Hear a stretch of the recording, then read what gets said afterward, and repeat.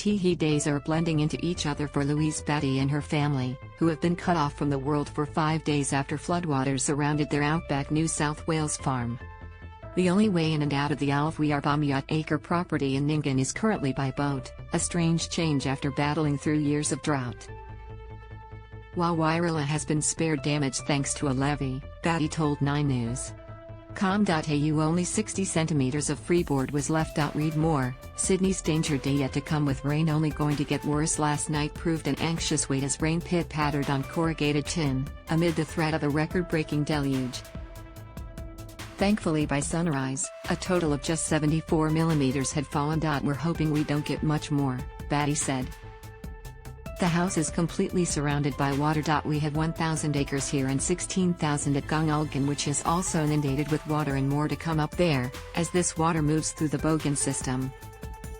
Wiralla is home to a head of 600 sheep, 40 cattle, as well as crops of wheat and oats. Read more. Brittany Higgins describes details of alleged rape. Over the past week, Battye has raced against breaks in the rain to move stranded sheep to high ground, with the help of family visiting from Orange. "We wouldn't have been able to save the stock we have without them," she said, adding she has fears for livestock on her other property. "There's 6,000 sheep at Boonery, our other place, and they are all in one paddock on a hill. Did a fodder drop on Sunday or Monday? I can't remember, the days are blending into each other." Crops here at Wiralla are submerged for about the 3rd time since sowing, but this is the worst.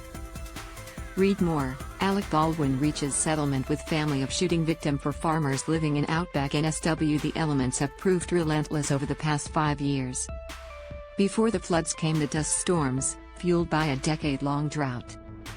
Read more. Qantas apologizes after damaging wheelchair. "We owned a 127,000-acre station in Queensland from 2011 to 2017 and had drought for the 5 out of 6 years, Battye said.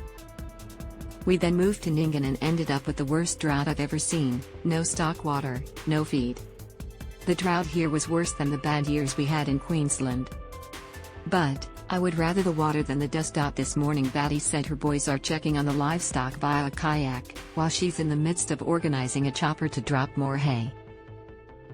There is no end in sight for the wet weather, with the Bureau of Meteorology, BOM, warning almost every river west of the Great Dividing Range in NSW could see moderate to major flooding in the coming hours and days.